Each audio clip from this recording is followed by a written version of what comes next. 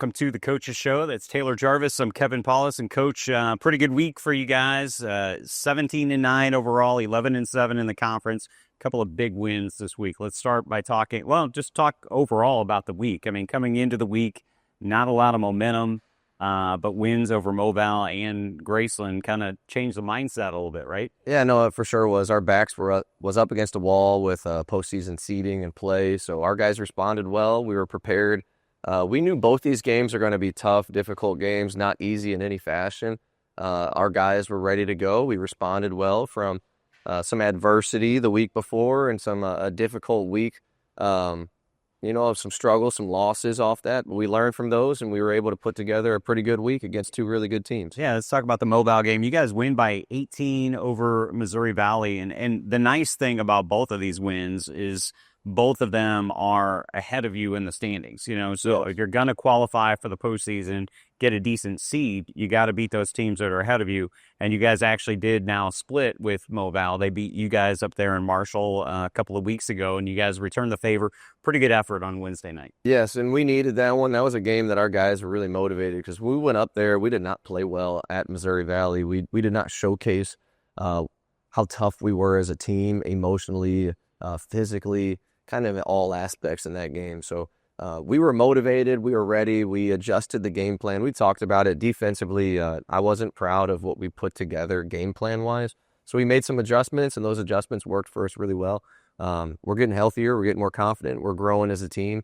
And when you do those three things and you put together a good game plan, you usually get good results. Yeah, we talked about this in the post game on Wednesday night, but Austin Lewis, 18 points, just he brings so much to you guys off the bench. Yeah, I mean, he's 6'10", can do a lot. His game has expanded since he's gotten here, and he's feeling that it's getting towards the end of the season, and he's like our closer. He's coming in ready to go these last couple games, and he's a pro when he plays like that. He's really hard to match up with.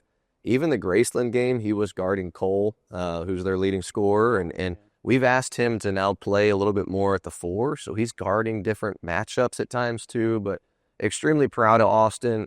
He's got a ton of passion and heart right now to make sure the team finishes, so we're trying to bottle that up and use it the best we can. Yeah, absolutely. And then you parlay that into a great win on Saturday over number 25 Graceland, team that's only lost 2 conference games coming in, and you guys controlled that game in the second half. I mean, you get an 8-point win over number 25. That's a pretty good win. Yes, and Preston Fortner did an outstanding job. We knew that we were going to have to play more in the middle of the floor and keep the ball in his hands at times, and he did a great job facilitating, making sure that we pushed the tempo and slowed the tempo down when we needed to.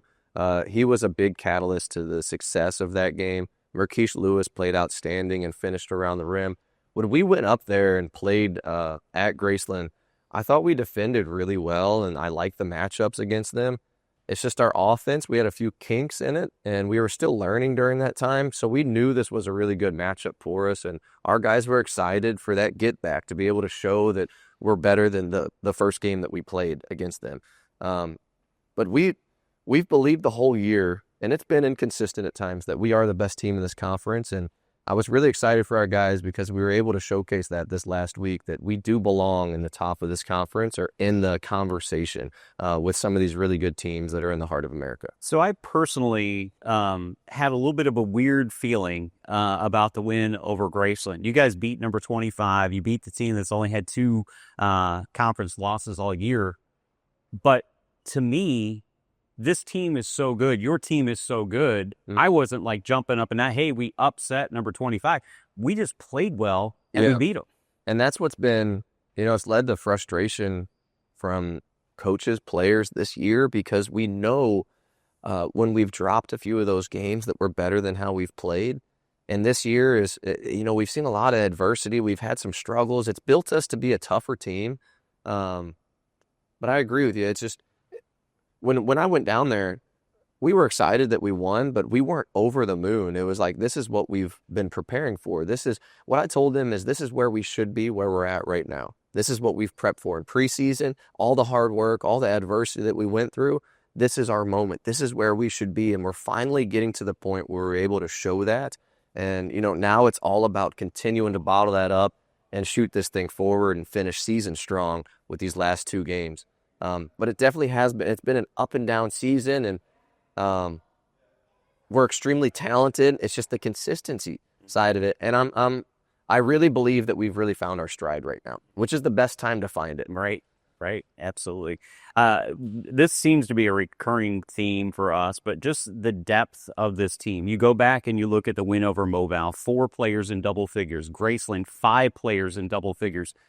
Up and down the lineup. It's not the same guy every night. It was Austin leading the way Wednesday. It was Merkish on Saturday. It's been J-Mo numerous times throughout the year. So you look at some of these other teams, and nothing against Graceland, but if you can stop number 22, you got a good chance of beating them. It's not that way for this team. You guys are just so so deep that, you're hard to beat. Yeah, and it's an advantage, especially in postseason. It's also created some disadvantage throughout the year because we don't have, Javaris has kind of been our go-to guy, but we don't really have a go-to guy. We don't structure the offense to have a go-to guy. We score through continuity. And some games that's led to inconsistencies because the ball's going to go where the universe tells it to a point. Right? And sometimes we want this guy to get more shots, but our guys are figuring it out now where the ball needs to get to. They're being patient. They're letting it work. We're running when we need to run. The ball's finding the right guy. It takes time to build a team that scores through continuity and has multiple pieces and has depth because all those guys have to buy into a role off that. And like I said, I think we're in a really good spot with that, and we're extremely hard to scout because we have so many different pieces we can use and match up with. Yeah, you're in a great spot, but you got to finish strong. In both of these games, especially the one Wednesday against CMU. That's huge for seeding. That's huge for even getting a berth in the postseason tournament. Let's talk a little bit about that. You guys did beat them here by 8, I guess, back on January 14th. That's going to be a tough environment. They know what's on the line as well. Talk a little bit about that matchup. So our last one was a low scoring. It was a very physical game. It was physical in the paint. It was physical away from the ball. I thought we did a really good job defending that game, and we're going to make a few adjustments defensively, but I like the game plan, and I like our matchups going into it. We've became a better team offensively. We've worked on some things in between that game and really the past 3 weeks that has helped our offense. So I believe that we're going to have a little bit more success on the offensive end against them this second time around, even though it is an away game. Huge matchup, though. What's really on the line is the 4th seed, and it's hosting a conference tournament game, which we have played fantastic here in the SRC, and we've had great showings for it. So to be able to host a postseason game our first year in the heart of America would be massive for us. So this definitely has big implications on this game, and we want to make sure that we take advantage of the opportunity to collect a few more points. Because a road game against a top 4 team like Central Methodist, it's pretty good points to be able to go get those. Yeah, absolutely. And then you guys finish out the regular season Saturday against Park, first ever, conference matchup in Parkville. Talk a little bit about that. You guys do have a win over them here. Yep. But it's always hard going. We know how hard it is. It is. The heart of America to go on the road, and Park is fighting for their playoff lives too. And they're a gritty team. Coach over there has been there a long time, does a really good job getting those guys ready. Should be their senior night. There's going to be a lot of emotion. They're a gritty team. They have some pieces that can really put the ball in the hoop, and they do defend well. It's going to be a tough matchup.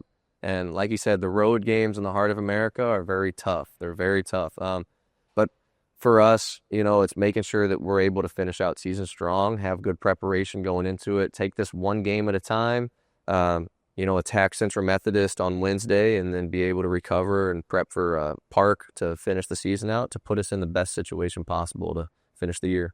Let's get 2 more. Let's do it. All right. That is Taylor Jarvis. I'm Kevin Paulus, and this has been the Coaches Show on the Spartan Digital Network.